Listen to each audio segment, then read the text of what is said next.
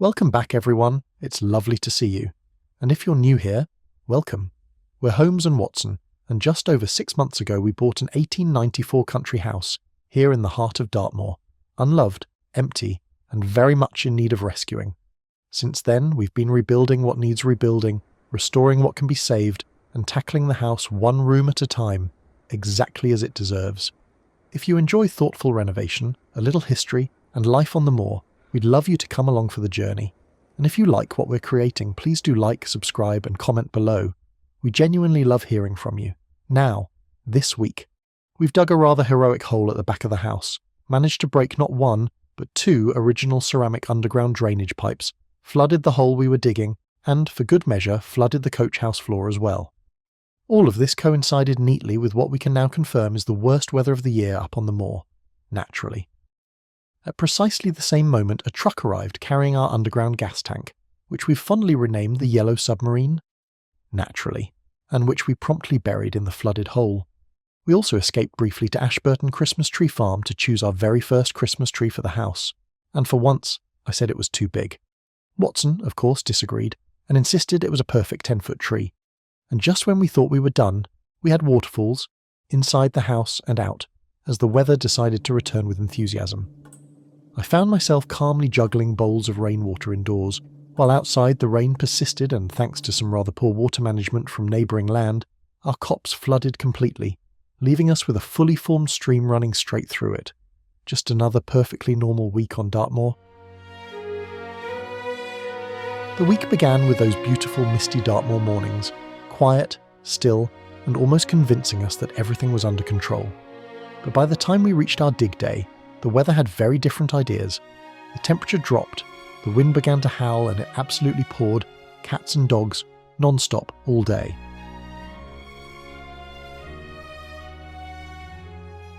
We had so much rain in such a short space of time that a full river began running through our copse, eventually pooling into a pond at the base of our boundary wall. It was undeniably beautiful, but the sheer volume of water has degraded the ground, leaving it permanently sodden.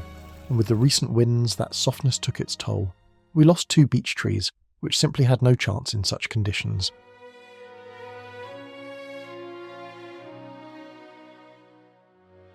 But for now, let's return to the final stage of our journey in installing a modern heating system into our Victorian house. This week, we finally reached the point where the Cala gas team arrived to dig a rather large hole and bury our new gas tank.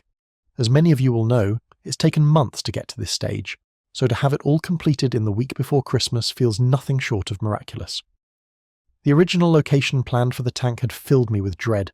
It would have destroyed the grass, created a mud pit for months, and raised some very real concerns about protecting the stone wall from damage. Thankfully, when the dig team arrived, they immediately saw what their head office colleague had proposed was in fact completely wrong, much to my relief.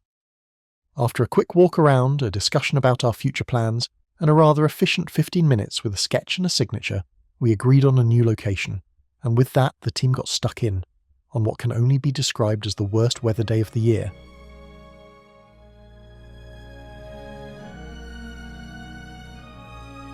The team broke ground straight away, and I can honestly say they were nothing short of efficient and brilliant. I'm not entirely sure how they managed it, but they smiled and laughed their way through the day, despite everything Mother Nature was throwing at them. Dave the digger made very short work of getting everything into position, before locating our first ceramic drainage pipe from the coach house, which was actually a good discovery, not a bad one. Yes, we cracked part of it, and yes, we then promptly flooded the hole Dave had just dug. But the important thing is, we now know exactly where it is, and we can come back later to reconnect it and divert it in a way that actually works. At the very same time, the weather deteriorated further, with rainwater from the far side of the coach house and the driveway pouring inside, creating a rather unexpected paddling pool at the far end. Not ideal.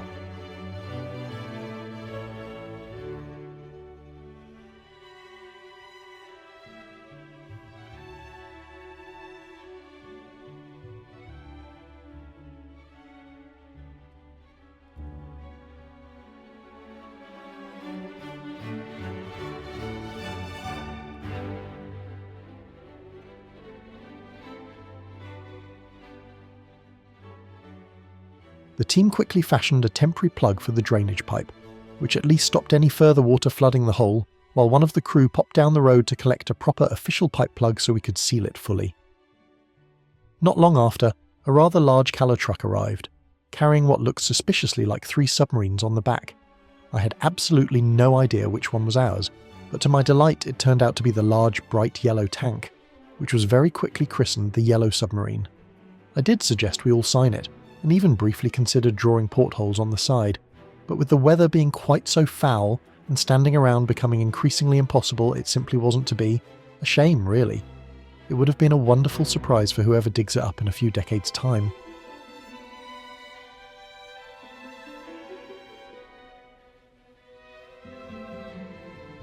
Before Dave the digger could continue, he had to stop again and empty the skip.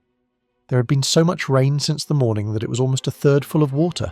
So, coffee in hand, Dave the digger calmly held the skip steady with the bucket, while the water slowly poured out through a drainage hole added specifically to help the process along. Just another small pause, courtesy of Dartmoor.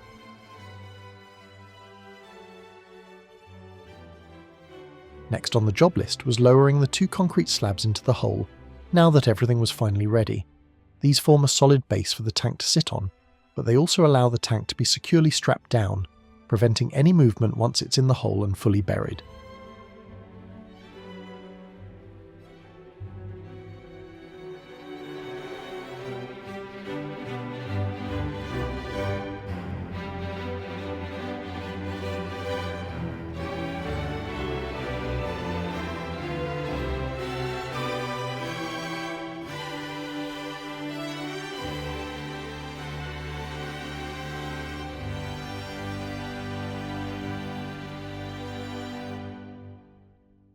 And then finally, the moment of all moments.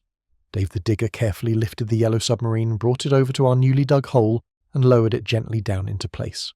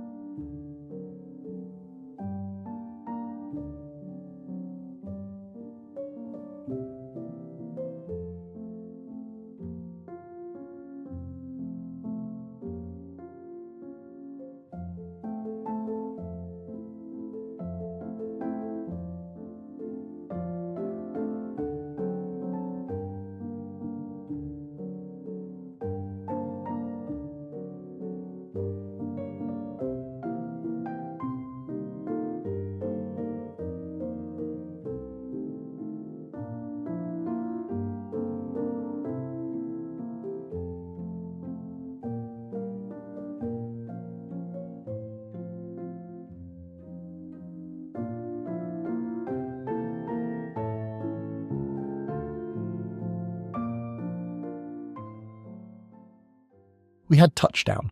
The tank was in place. The team jumped in, set everything exactly where it needed to be, and finally strapped it down, making sure it wasn't going anywhere.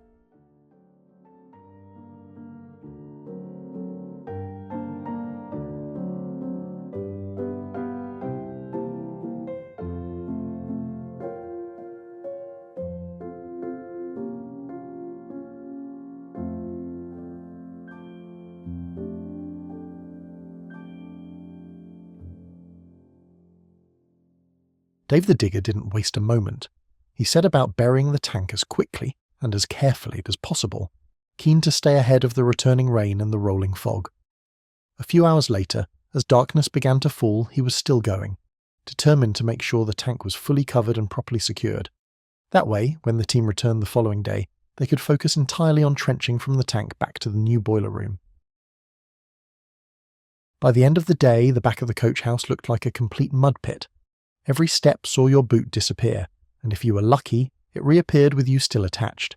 It was an absolute bog. But with clearer skies forecast for the following day, there was hope the team would be able to get the ground back under control and bring everything back to level once again.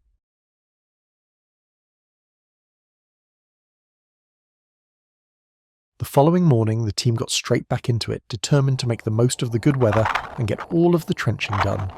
Day 2's plan was to mole from the boiler room all the way under the driveway, past the coach house and around to where the tank had now been buried.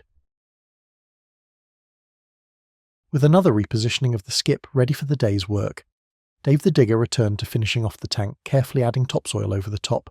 Meanwhile, the rest of the team got to work lowering the mole into the trench that had been hand-dug behind the boiler room the day before.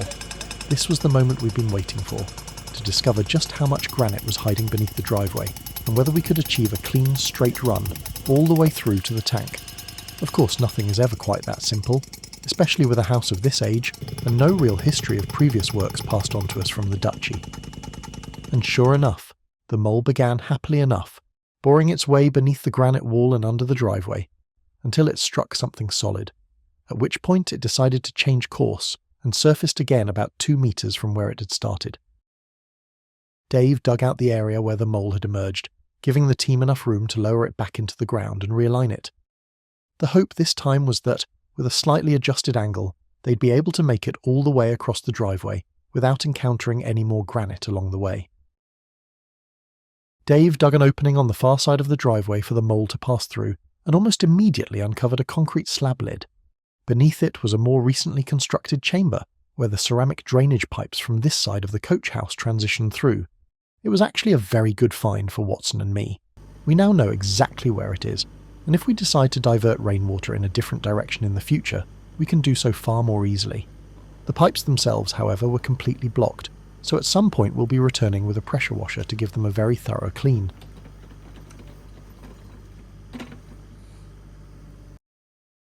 Dave the digger then cut a new trench on the far side of the chamber, hoping to guide the mole in a new direction, and crucially to pass beneath the ceramic pipe without shattering it on the way through.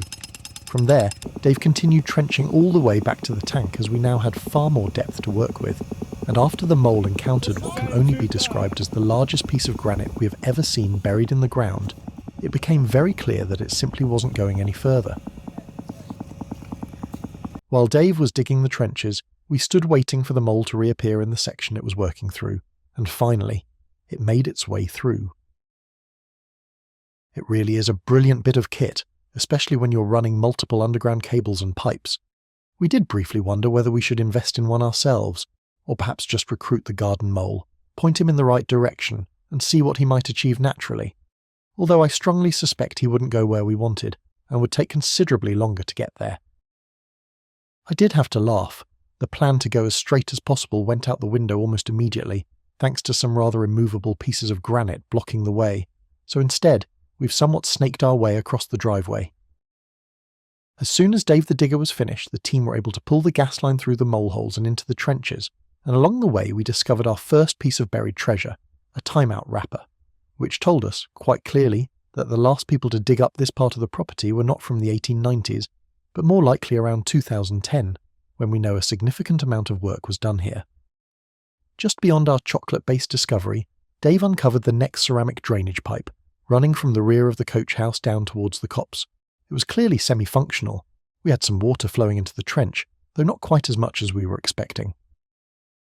As Watson and I planned to install a French drain around the base of the coach house in the future, we weren't concerned about encountering it today. If anything, it's helpful to now know exactly where it sits, so we can tap back into it if and when we need to. With all the pipework in place, connected to the tank and back through to the boiler room, the team were finally done, and what an effort they'd put in.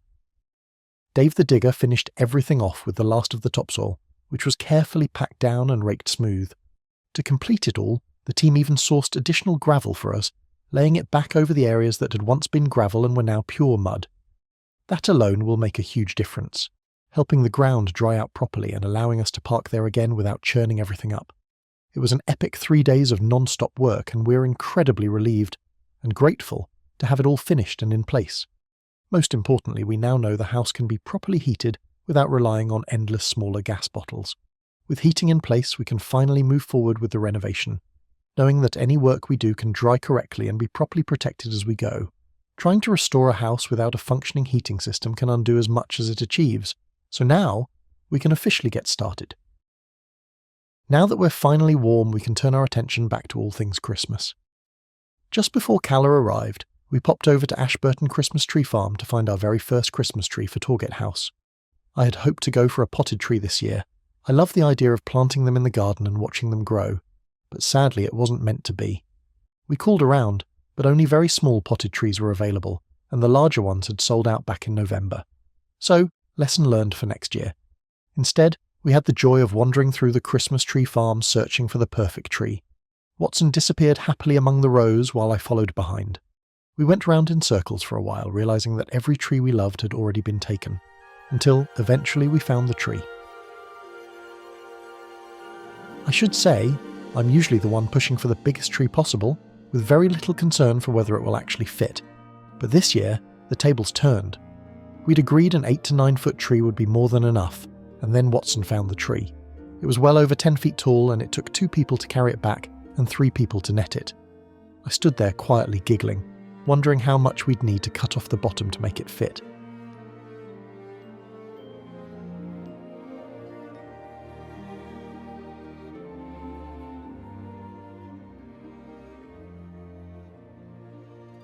Meanwhile, I had a wander around the beautiful barn, filled with everything you could possibly need to make a perfect Christmas wreath. It was as magical as ever, and somehow made everything feel even more Christmassy. The barn is also used regularly by local artisans for workshops and events, with some of their work on display and available to buy. One of those makers is Ambrose, who I believe is part of the family that owns the Christmas tree farm, or is the owner, which is wonderful, as it means there's creativity happening here throughout the year. If you haven't discovered Ambrose's work yet, it's well worth a look. We'll add a link to his website in the description below. He runs sustainable chair and stool making workshops here in the barn and creates beautiful kitchenware pieces with all timber being sourced locally from Devon, some of which we'll definitely be adding to our kitchen when the time comes. And of course, no visit would be complete without a hot chocolate piled high with marshmallows, absolutely essential.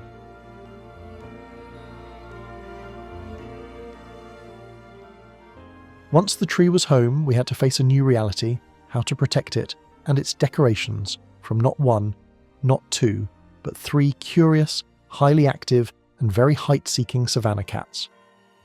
By the time we arrived home, we'd run through every worst-case scenario imaginable and somehow arrived at a solid plan.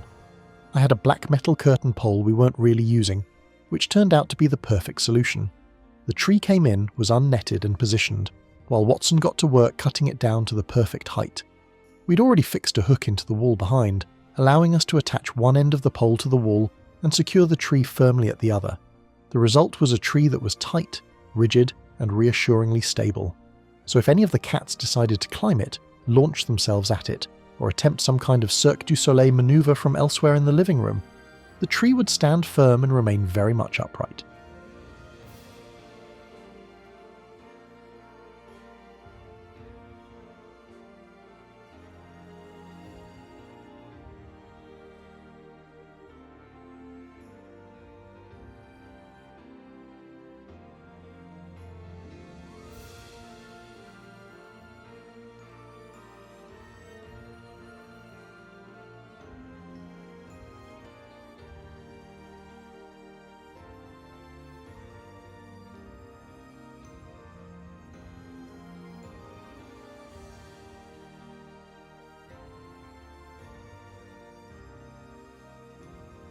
And then, of course, came the fun part, decorating the tree.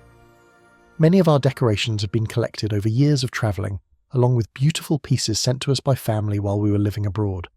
I added a few of the cat decorations gifted by Watson's mum over the years, which felt especially fitting now that the girls have officially moved in.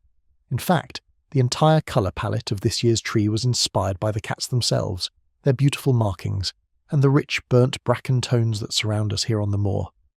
I brought out our fabric lanterns from Hong Kong, bought many years ago at Lane Crawford. We've had them for nearly 18 years, and I still remember the day I bought them. I've never seen anything quite like them since.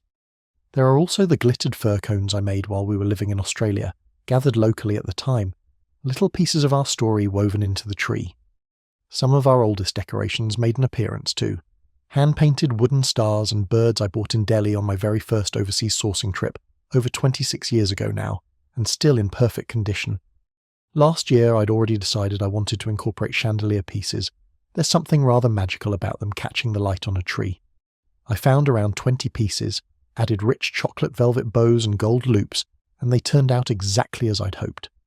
They now sit alongside our nutcracker and some new glittered acorns added this year.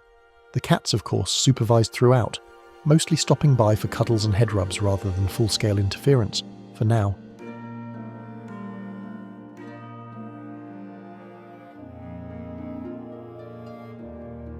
I added some glittered copper baubles I've had for years to help ground the tree and pull everything together.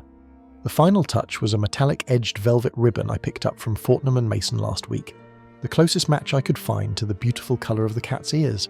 They have the most extraordinary velvety ears. I'm not entirely sure how impressed they were when I briefly added bows and ribbons to them to check the colour match, but it was worth it.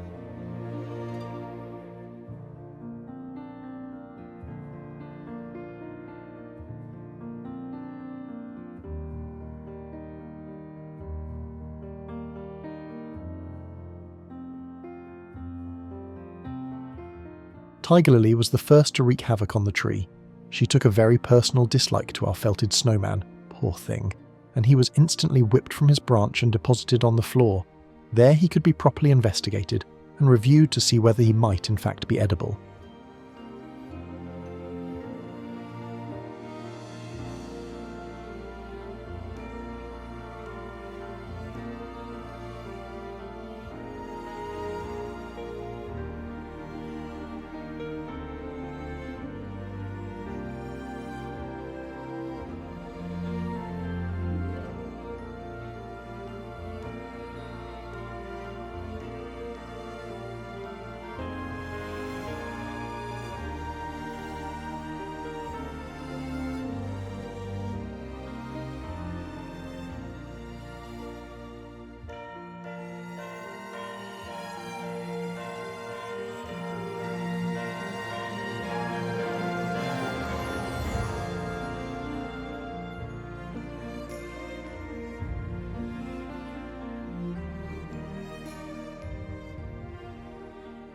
The nutcracker, the fabric cats, and most of the other decorations have so far survived.